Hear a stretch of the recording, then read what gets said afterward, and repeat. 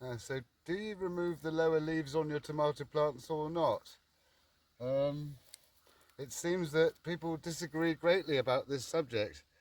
Um, so I'm sort of in the middle really with that. Um, it's very difficult to see what's under there, and a lot of these lower leaves are quite old and yellow. So I'm going to get in there and do a few of them today. There's a great many advantages to removing the lower leaves. One being that it's far easier to weed underneath them. Another reason is it's much easier to get to the fruit and to see the fruit. And I suppose you could say air circulation. Some people don't remove any of the leaves ever.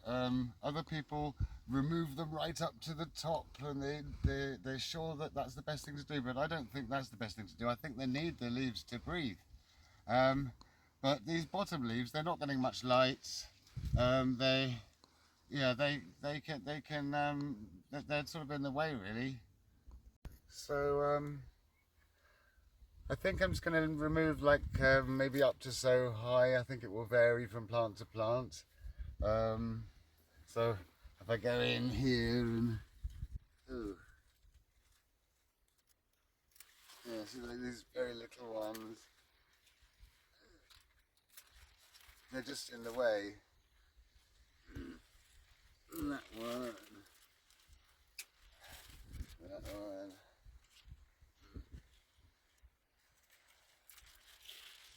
Right, and I'll think about how if I do any more. First of all, I'm going to eat one of these. Uh, Strongly recommend busy leases. They're really tasty and really nice on salads and things. They look really nice. Mm. Right, I think that's enough for this plant. So you can see there's like a real tangle of leaves here. I can't really see in at all. So I'll start with the bottom ones.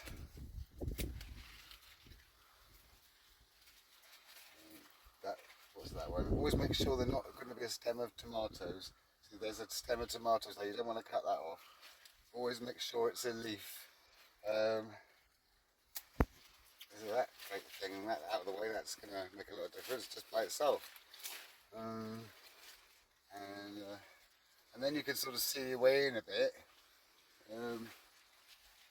Try not to squash a busy Lizzie. Yeah, there's loads on the back ones. Hey, that's oh, look at that, an enormous side shoot I missed right at the back. How did I miss that? Hmm. Ah. So, these are the little leaves when it was a tiny plant.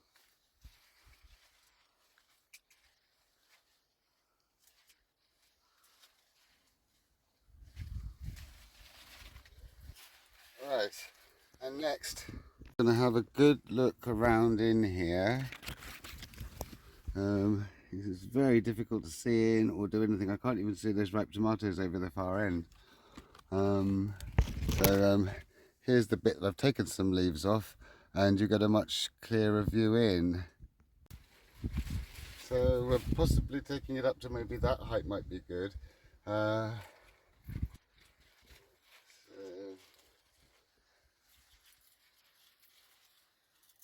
that one.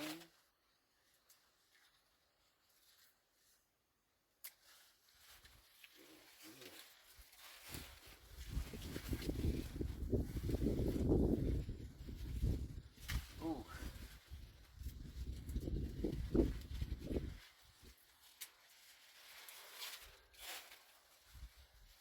There's a lot of them.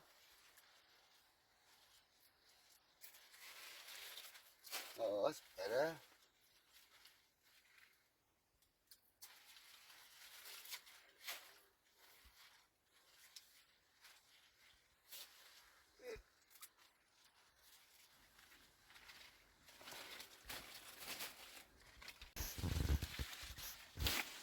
So just with having done these bottom ones, you can see much more clearly in now.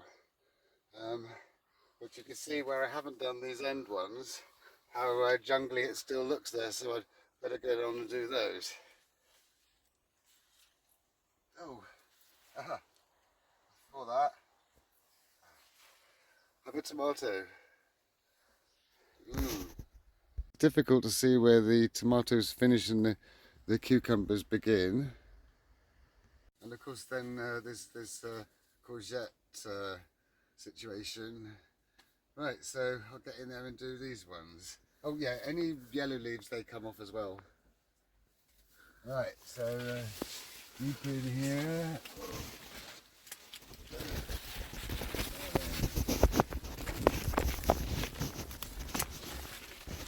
It's being able to see in there, it's the good thing.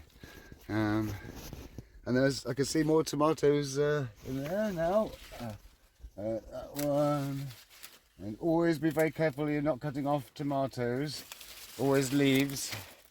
Oh, but not trying to not squash my busy Lizzie here. That one there. Oh, and there's all sorts in here. There's a manky old cucumber leaf there. Oh, something. Loads and loads of these low-lying tomato leaves. And they come off very easily. Oh, there's a stinging nettle, don't want that in there. Oh, there's a big side shoot here. Oh, another massive, massive side shoot. Whoa, look at that. I kind of couldn't get in there, so I couldn't see it. There's like a whole tomato plant there. That's what they grow like if you don't cut the side shoots off there. Chuck that in the heap. And where did I put my scissors? Oh, there. Right, so I could get right in here now. It's quite jungly. Oh, there's another tomato there, so I could take that leaf off there and that one off there. Every single leaf makes a huge difference. And that the courgette leaf there, which is dead, I could have to remove that as well because it's kind of in the way. And now I can really see in here. Oh, there's more. There's another tomato there. I don't know if you can see them.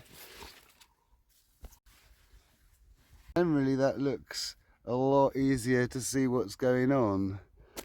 I'm wondering, do I need to remove any more leaves, or would that be enough?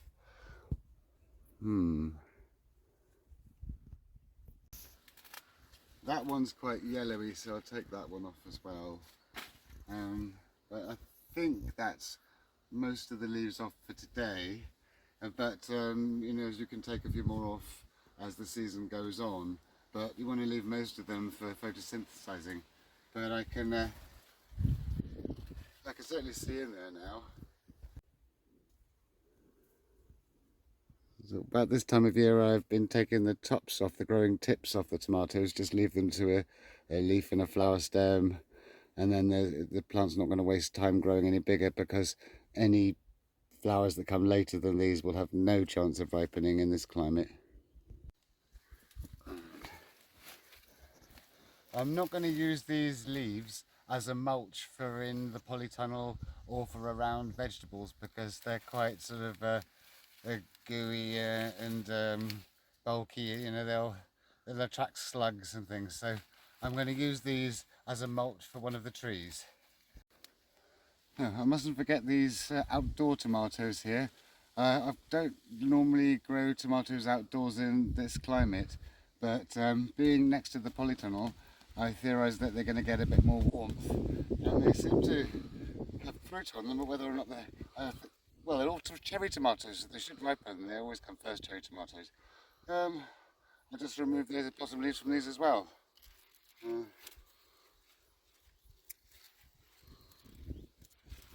Very carefully collect some of these leaves. And if you can see, there's like a marrow forming here. Here, right under the tomatoes, some yellow courgettes, and deep in here somewhere you can see there's one really big one that's growing into a marrow, but that's going to be another video. So I hope you liked this video. If you did, please like and subscribe, and if you press the little me, which is down there somewhere, then you can see all my other videos, and I'll see you next time.